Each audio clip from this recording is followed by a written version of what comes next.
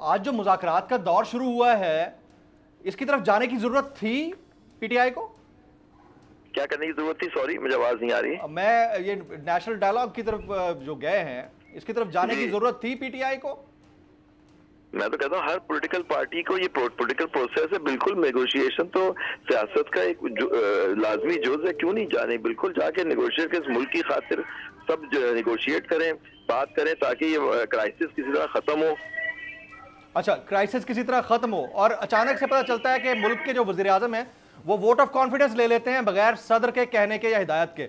उसकी क्या constitutional value है या स्टेटस है?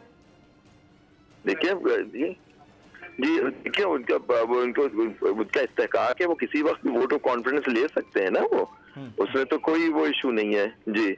और इस्तेहकाक कमेटी का ये इस्तेहकाक है कि वो किसी को भी बुला सकती है, जो प्रिविलेज कमेटी बनाई है इन्होंने पार्लियामान की? बिल्कुल, सुप्रीम कोर्ट के जजों को बिल्कुल नहीं बुला सकती है, वो एक आइन का सुतून है, वो कोर्ट का हक होता है, उनको कोई इस्तेहकाक, विद अटमोस्ट रिस्पेक्ट, पार्लियामेंट का अपने एक मुकाम है, लेकिन वो किस जजों को ये नहीं हो सकता कि जज को बुलाए वो फैसला करे। फिर रह क्या गया, मतलब कोर्ट का वो तशरीह कर रहे हैं, तो इससे ये मतलब थोड़ी होता कि आपको बुला लें और आप जजों को इस तरह बुलाएं। ये क्या हो रहा है, मुझे नहीं समझ आ रहा है जी। बिल्कुल, वज़ीर आज़म साहब या उनकी काबीना डिस्क्वालीफाई हो सकते हैं सर, अगर इंतखाबात के ऊपर मुज़ाकरात का एक टाइम तो दे दिया गया, नहीं होती बात, पेशरफ नहीं होती, तो ना मानने के ऊपर जो मुसलसल आज पार्लियामान में बात होती रही है, बाहर भी यही बात हो रही है कि हमने नहीं कराने इंतखाबात, तो उसके ऊपर डिस्क्वालिफिकेशन हो सकती है प्राइम मिनिस्टर की?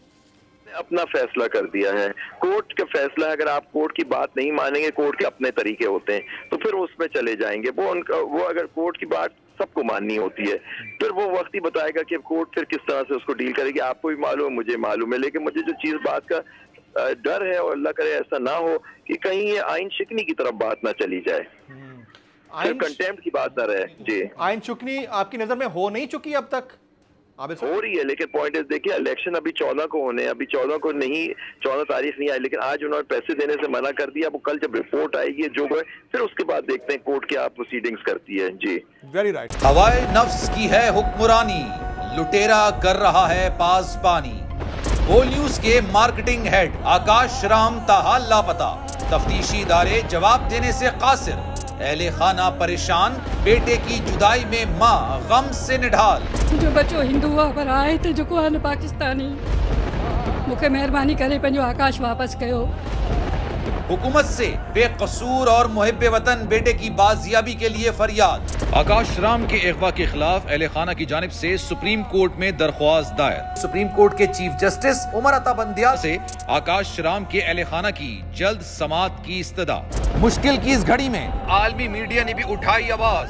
CNN, आज तक, इंडिया टुडे, टाइम्स नाउ समेत आलमी मीडिया ने आकाश राम के अगवा के खिलाफ दिया बोल का साथ। उफ क्या जुल्म है, बोल इंसाफ का मुंतजिर।